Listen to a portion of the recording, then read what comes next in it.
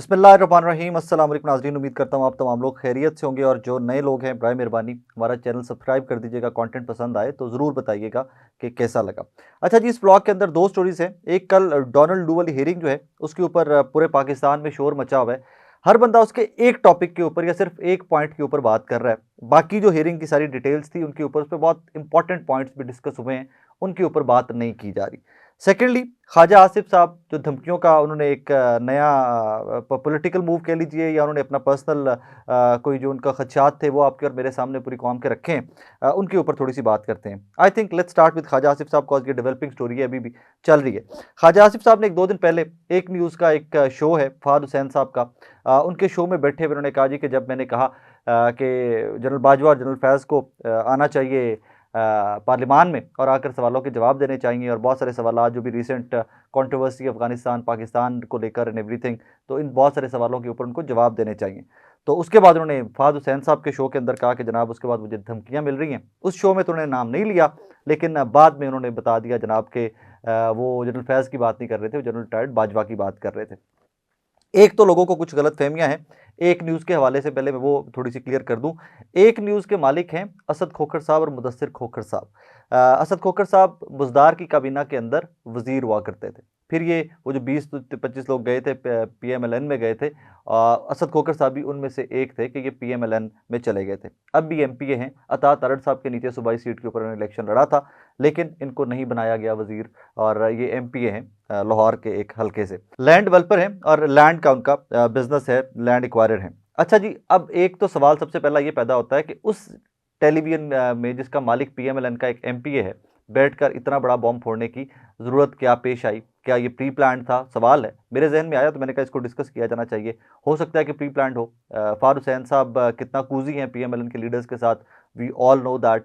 और इस at this moment सवाल ये पैदा होता है कि ख्वाजा साहब को क्या ज़रूरत पेश आई कि वही ख्वाजा साहब जो बार बार कहते थे कि उनको इलेक्शन जनरल बाजवा ने जितवाया था, एक व्हाट्सएप के ऊपर मैसेज किया था, एंड डार साहब हार गए थे और बाजवा साहब और ख्वाजा साहब जीत गए थे, और एट वंस इस हद तक आप चले गए हैं कि अब आप कहते हैं कि आपको फ़ोन के ऊपर धमकियां भी दी गई हैं कि आपके खिलाफ प्रेस कॉन्फ्रेंस की जाएगी, और आप कहते हैं कि प्रेस कॉन्फ्रेंस भी हो जाए तो मुझे कोई फ़र्क नहीं पड़ता, मैं सियासतदान हूँ।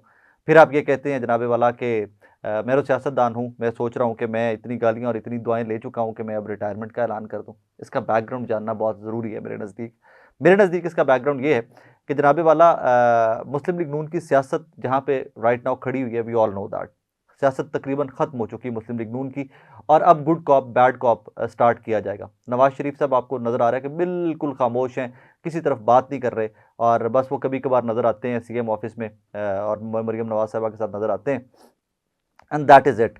तो क्यों ना पार्टी के अंदर से ही पार्टी के वोट को रिवाइव करने के लिए, क्योंकि एक फैक्टर जो रिसेंट कुछ इलेक्शंस में हमने बड़ा वाजे देखा कि जब नवाज शरीफ साहब ने नारा लगाया वोट को इज्जत दो का, एंटी स्टैब्लिशमेंट बयानिया बनाया, पाकिस्तान के अवाम उनके साथ खड़े हुए। इमरान खान साहब ने एंटी स्टैब्लिशमेंट बयानिया बनाया, पाकिस्तान के अवाम उनके साथ खड़े हुए। और अब नज़र आ रहा है कि कॉम्प्रोमाइज्ड है पीएमएलएन टोटली। एक सफ़ा के लिए जिसको पहले 18 के बाद कहा जाता था एक सफ़ा, इस टाइम पे ऊपर पीएमएलएन एक सफ़े के ऊपर है स्टैब्लिशमेंट के साथ। तो शायद इनको एहसास ये हुआ है कि अगर हमने वोट बैंक बचाना है तो हमें फिर से एंटी स्टैब्लिशमेंट नैरेटिव बनाना पड़ेगा। लेकिन यहाँ पर ख्वाजा साहब से एक टेक्निकल गलती हो रही है, और वो आई थिंक उनको इदराक हो गया होगा अब तक कि वो एंटी स्टैब्लिशमेंट नहीं बना रहे बयानिया, वो एंटी रिटायर्ड अफसरान बयानिया बनाने की कोशिश कर रहे हैं, जिनकी मदद का वो पहले खुद से जिक्र कर चुके हैं कि माजी में वही अफसरान जो थे रिटायर्ड, उनकी मदद से ख्वाजा साहब जीते हुए हैं। सो ये एक डिफरेंट सा गुड कॉप बैड कॉप का एक डिफरेंट एपिसोड पीएमएलएन लाने की मेरे नज़दीक, दैट्स व्हाट आई थिंक, कि पीएमएलएन एक डिफरेंट सा लाने की एपिसोड कोशिश कर रही है कि अवाम के सामने रखा जाए कि देखें जी, शहबाज शरीफ साहब जो कर रहे हैं वो कर रहे हैं, मेरा कोई लेना देना नहीं है। मियाँ बड़े मियाँ साहब थे एंटी स्टैब्लिशमेंट में, आज भी इनकलाबी ने हो, लेकिन वो गड्ढे को इनकलाबी ने वो तो हमने 24 के इलेक्शन में देख ही लिया है, वरना उनको बहुत सारे चांसेस मिले थे कि जहाँ पर उनका इनकलाबी जाग जाता तो वो अपनी जमात को बचा सकते थे, अपने वोट बैंक को कि जो ज़ाया कर चुके हैं। और 8 फरवरी के इलेक्शन में उनको आइडिया हो गया हुआ है कि नून लीग के साथ क्या हुआ है, तो वो थोड़ी सी सिचुएशन है गंभीर पीएमएलएन के लिए, तो उस सिचुएशन से निकलने के लिए अगले इलेक्शन की तैयारी शायद अभी से की जा रही है। सेकंड, इसका एक एंगल ये भी है कि ये शहबाज शरीफ साहब के लिए ख्वाजा आसिफ साहब का ये बयानिया जो है कि पीएम, अब मैं वज़ीर दिफा के मुंह से जब कोई चीज़ निकले तो मैं ये मानने से कासिर हूँ कि वो अपनी लीडरशिप से डिस्कस किए बगैर कोई भी नैरेटिव बनाने की कोशिश करे। तो मैं मानने से कासिर हूँ, एज ए सेड, कि मुझे नहीं लगता कि ये पीएमएलएन के नॉलेज में लाए बगैर, उनकी टॉप लीडरशिप के नॉलेज के लाए बगैर ख्वाजा आसिफ साहब ने ये नैरेटिव फ्लोट कर दिया है। सोचो बस उनको ख्वाब आया कि कल मैंने जाके टीवी के शो में ये कहना है और उन्होंने कह दिया। ऐसे नहीं होता। ये अगर तो नवाज शरीफ साहब वाला कैंप है, अगर वो उस नैरेटिव पे जा रहे हैं और दूसरी तरफ जो है शहबाज शरीफ साहब वो all is good all is well की रिपोर्ट कर रहे हैं, तो good cop bad cop effectively काम कर रहा है अभी के लिए वो उनकी स्ट्रैटेजी के ऊपर काम स्टार्ट हो गया है। बट इसके रिजल्ट्स क्या आएंगे, मुझे नहीं लगता कि कोई पीएमएलएन को बहुत खातिर का रिजल्ट्स इस सारे सिनेरियो या इस मैस के मिलेंगे। येस, एक रिफ्ट ज़रूर क्रिएट हो सकती है और शहबाज लेड गवर्नमेंट के लिए, शहबाज शरीफ साहब की गवर्नमेंट के लिए प्रॉब्लम्स ज़्यादा बढ़ सकती हैं, क्योंकि सवाल एक है सादा सा, हुकूमत आपकी, नजफ़ साहब एक दिन के बाद ज़मानत हो जाती है जनरल फैज़ के भाई की और वो चले जाते हैं। तो ख्वाजा साहब इतनी बड़ी बड़ी धमकियाँ, इतने बड़े बड़े बुलंदोबाग दावे, यहाँ पर हमने देखा है कि लोग एंटी करप्शन के काबू जो आते हैं वो तो कई सालों अंदर रहते होते हैं। तो अगर आपने कुछ करना ही था या आपकी गवर्नमेंट ने कुछ करना था, तो यही एक मिसाल थी कि नहीं इसी केस को इंक्वायर मजीद कर लेते, क्योंकि एम तो एंटी करप्शन ने गिरफ्तार नहीं ना कर लिया था। बहरहाल ये एक डेवलपिंग स्टोरी है और ये आने वाले दिनों के अंदर मजीद चीज़ें अनफोल्ड होती रहेंगी। कुछ इन्फॉर्मेशन ऑब्वियसली उनके दूसरे एंड से भी जिनके ऊपर इल्ज़ाम लगाए जा रहे हैं, उनके एंड से भी कोई ना कोई इन्फॉर्मेशन सहाफ़ियों के ज़रिए कुछ ना कुछ ज़रूर पहुँचेगी आप तक और मुझ तक, तो फिर इंशाल्लाह इसके ऊपर भी बात करेंगे। अच्छा जी, डोनाल्ड लू, जो उनका बैकग्राउंड है वो मुझे आपको बताने की ज़रूरत नहीं है, पाकिस्तान का बच्चा बच्चा जानता है। कल की हियरिंग के अंदर जहां पर एक पॉइंट के ऊपर पूरा पाकिस्तान बात कर रहा है कि डोनाल्ड लू ने कह दिया कि जी ये साइफर वाला कहानी है, झूठ है, प्रोपोगंडा है, फॉल्सहुड है, बहुत सारे इंपॉर्टेंट पॉइंट्स हैं, उनके ऊपर पाकिस्तानी बात नहीं कर रहे। दो पॉइंट्स मेरे नज़दीक बहुत ज़्यादा इंपॉर्टेंट हैं। एक तो जो उन्होंने बात की कि जनाब पीपल्स रिपब्लिक चाइना पाकिस्तान के अंदर सिर्फ सड़कें बना रहे हैं और सड़कें पता नहीं कहाँ को जाएंगी, और फिर अपने इंटरेस्ट की बात करते हुए उन्होंने कहा कि जहाँ पर अमेरिका कंपैरेटिव हो जाता है वहाँ पर हम जाकर डिफरेंट इस तरह के प्रोजेक्ट्स में इन्वेस्ट करते हैं कि वहाँ पर आम लोगों की ज़िंदगी बेहतर हो, और पीपल्स रिपब्लिक चाइना पीआरसी तो सिर्फ और सिर्फ सड़कें ही बनाई जा रहा है और सड़कें पता नहीं कहाँ जानी है। ये बहुत इंपॉर्टेंट पॉइंट था कि पाकिस्तान के अंदर और चाइना के अंदर एक डिवीजन डालने की डिलिबरेट अटेम्प्ट थी, टारगेट चाइना को किया गया था और यही कहा गया था कि कर्ज़ों के नीचे इसलिए दबता जा रहा है पाकिस्तान के, इस तरह के प्रोजेक्ट्स उनके ममालिक में हो रहे हैं। सेकंड, एक और पॉइंट बहुत इंपॉर्टेंट उन्होंने रेज़ किया, उन्होंने कहा कि जनाबे वाला जो ईरान की और पाकिस्तान की पाइपलाइन है, गैस पाइपलाइन, उसके ऊपर डोनाल्ड लू ने बात करते हुए कहा यार रिसेंटली अभी ये ड्रोन और मिसाइल फेंकते रहे एक दूसरे के ऊपर, और सबसे इंपॉर्टेंट बात जो इसके अंदर थी, उन्होंने कहा जी मुझे समझ नहीं आती कि इस तरह के प्रोजेक्ट को फाइनेंस कौन करेगा, इंटरनेशनल डोनर कौन सा है जो स्टेप फॉरवर्ड करेगा और पाकिस्तान को पैसे देगा इसके लिए। अब ये डिप्लोमेटिक ज़ुबान के अंदर उन्होंने पैगाम दे दिया कि भजन कोई पैसे वैसे नहीं मिलने, ये प्रोजेक्ट कंप्लीट होता नज़र नहीं आता,